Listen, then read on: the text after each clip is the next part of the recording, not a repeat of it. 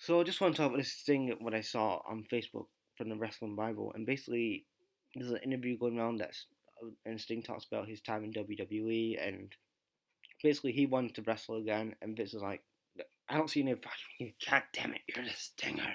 There's no value in you. Nobody wanted to see that.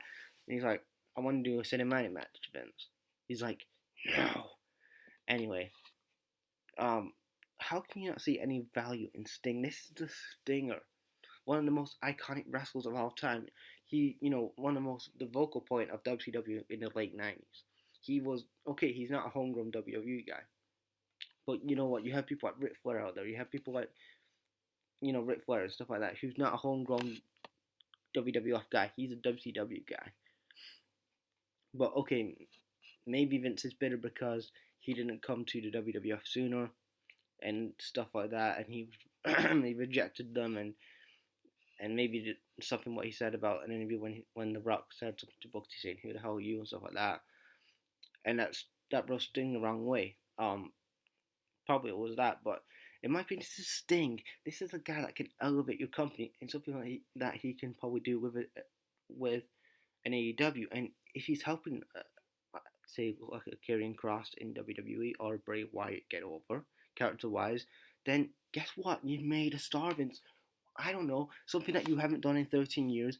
You can actually make a star so you don't have to bring back your Stings or your Ric Flairs anymore. You've actually made a star so they can actually get elevated, get over, and actually connect with the audience and actually sell more. So you don't have to, worry about bringing Sting back. So if he actually puts over for you guys, maybe a Sting, maybe a Karrion Kross or a Fiend or a Damian Priest or something like that.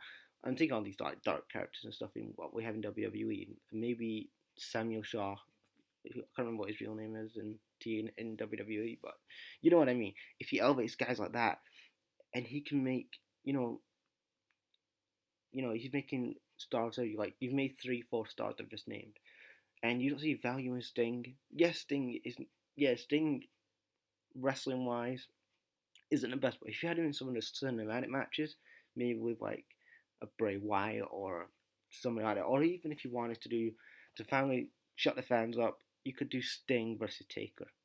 You could finally do Sting versus Taker. Could you imagine if you did Sting versus Taker at maybe one WrestleMania? Maybe if you did a 32 or something, Sting and Taker versus Bray Wyatt and whoever it was, instead of doing Shane and Taker, which basically didn't go anywhere and it didn't elevate anybody because Shane is already an established guy from the Attitude Era. Didn't really need any of the rub from Taker, and it meant nothing because basically Shane still had control of Raw.